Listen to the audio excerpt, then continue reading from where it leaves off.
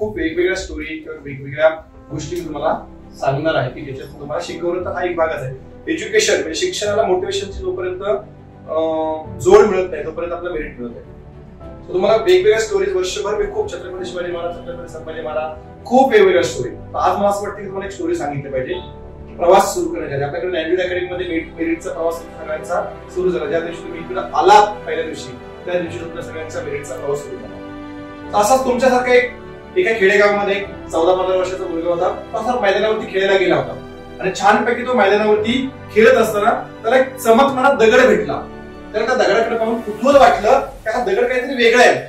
त्याने तो दगड घेतला आणि तो पळत पळत घरी गेला. त्याने तो दगड त्याच्या आजोबांना दाखवला. त्या आजोबांना म्हटला की आजोबा, हा दगड बघा किती छान आहे, किती छान चमकतोय. या दगडाला काय म्हणतात, काय होईल दगडाचं? त्या आजोबांना तो दगड लांबूनच पाहिलं. ते म्हणाले, हा गारगुटी सारखा दगड आहे, तुझ्या हाताला लागेल वगैरे. गारगुटी नावाचा एक दगडाचा प्रकार असतो, तुला चमकतो. हो, तो गारगुटीचा दगड आहे, तुझ्या हाताला लागेल, लांब फेकून दे. तर त्या मुलाचं फुटबॉल संपलं होतं. तो पळत पळत शेजारी फळवाला होता ना, फळवाल्याकडे तो दगड घेऊन गेला आणि त्या फळवाला म्हटला की काका काका, हा दगड काय आहे? हा दगड जर मी तुम्हाला दिला तर तुम्हाला काय द्याल? तर तो फळवाला म्हटला, ठीक आहे, मी तुला डझनभर केळी देतो, तो दगड मला दे, तू एक शोची वस्तू म्हणून मी माझ्या शोकेस मध्ये किंवा कपाटामध्ये ठेवून दे. त्या मुलाने तो दगड तिथून त्याच्याकडे पुन्हा घेतला, पुढे चालत गेला. त्याला एक भाजीवाला भेटला. त्या भाजीवाल्याला पुन्हा तो म्हटला की काका, या दगडाचं तुम्ही मला काय द्याल? माझ्याकडे खूप छान दगड आहे, हा दगड चमकतोय. त्या भाजीवाल्याने सुद्धा दगड पाहिला. त्यालाही वाटलं की हा दगड चमकतोय, आपल्याला शो पीस म्हणून ठेवता येईल. तो म्हणला, ठीक आहे, मी तुला पोतभर भाजी देईल, हा दगड तू मला दे. पण त्या मुलाने त्यालाही तो दगड दिला आहे. तो पुढे तसाच पळत पळत गावात गेला. गावामध्ये त्याला एक सोन्याचं दुकान दिसलं. त्या सोनाराकडे गेला आणि त्या सोनाराला त्याने तो दगड दाखवला.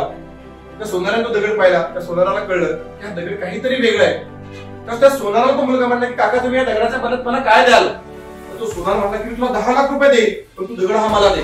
त्या मुलाने त्या सोनाराला दगड दिला नाही. तो मुलगा तसाच पुढे गेला. एक हिऱ्याचा व्यापारी होता, हिरे विकणारा एक व्यापारी होता. त्या हिरे विकणाऱ्या व्यापाऱ्याला त्याने तो दगड दाखवला. त्या हिरा विकणाऱ्या व्यापाऱ्याने तो दगड हातामध्ये घेतला आणि तो आश्चर्यचकित झाला, तो अचंबित झाला.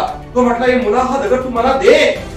त्या दगडाच्या बदल्यात मी तुला पाहिजे तेवढे पैसे देतो, तू पाहिजे तेवढी किंमत देतो, तू दगड मला दे. तर विद्यार्थी मित्रांनो, तो हिऱ्याचा व्यापारी होता आणि त्यांनी ओळखलं हा कोणताही साधा दगड नव्हता, तर हा हिरा होता. त्या हिऱ्याची किंमत, त्या हिऱ्याचा मोल, तो दुर्मिळ हिरा त्या हिऱ्याच्या व्यापाऱ्याने ओळखला आणि त्या मुलाला सांगितलं की मी तुला पाहिजे तेवढी किंमत देतो. आणि मग तो मुलगा त्या हिऱ्याच्या व्यापाऱ्याला दगड दिला नाही. तो दगड घेऊन तो पुन्हा त्याच्या आजोबांकडे गेला आणि आजोबांना म्हटला की आजोबा, मी अनेक जणांना भेटलो. मग आजोबा म्हटले, तुला काय काय म्हटले? तेव्हा त्याने सांगितलं, केळीवाला म्हटला, फळवाला म्हटला की मी तुला 1 डझनभर केळी देतो, भाजीवाला म्हटलं की मी तुला 1 पोतभर भाजी देतो, सोन्याचा व्यापारी म्हटला की मी तुला 10 लाख रुपये देतो, पण त्याचा व्यापारी म्हटला की मी तुला पाहिजे तेवढी किंमत देतो, तू मागशील ते मी तुला देतो. तेव्हा आजोबा त्या मुलाला म्हटले, बाळा, लक्षात घे, हा हिरा आहे, पण याला स्वतःची किंमत स्वतः ठरवता येत नाही. मी कोण आहे हे त्याला ओळखता येत नाही आणि म्हणून लोक त्याच्या सोयीनुसार त्याची किंमत ठरवतात.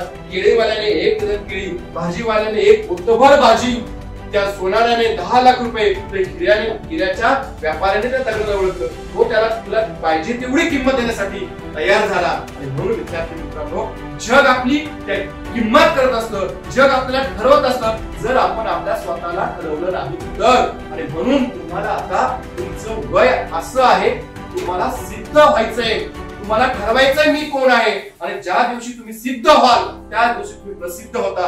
हिऱ्याला स्वतःची किंमत ठरवता येत नाही, लोक त्याची किंमत ठरवतात. विद्यार्थी मित्रांनो, आपल्याला हिऱ्यासारखं नाही व्हायचं, हिऱ्यासारखं नक्कीच मौल्यवान व्हायचंय, पण आपली स्वतःची किंमत आपल्याला ठरवायची नाही. तर समाज तुमची किंमत ठरवल्याशिवाय राहणार आहे. समाज सांगेल तसं तुम्हाला वागावं लागेल, समाज म्हणेल तसं तुम्हाला चालावं लागेल. तुम्हाला जर प्रसिद्ध व्हायचं असेल तर तुम्हाला पहिल्यांदा सिद्ध व्हावं लागेल आणि म्हणजेच तुम्हाला तुमची किंमत ठरवावी लागेल. आणि ह्या विद्यार्थी दशेत तुमची किंमत म्हणजे तुमचा अभ्यास, तुमची हुशारी, तुमचं मेरिट हे जोपर्यंत तुम्ही ठरवत नाही तोपर्यंत लोक तुम्हाला जवळ करणार नाही. आणि म्हणून तुम्ही हिऱ्यासारखे आहात, हिऱ्यासारखी तुमची किंमत तयार होईल जेव्हा तुम्ही स्वतःची किंमत ठरवाल तेव्हा. त्यासाठी तुम्हाला सगळ्यांना आजपासून पुढे तुम्ही स्वतःला सिद्ध करण्यासाठी आणि प्रसिद्ध होण्यासाठी मनपूर्वक शुभेच्छा. थँक्यू.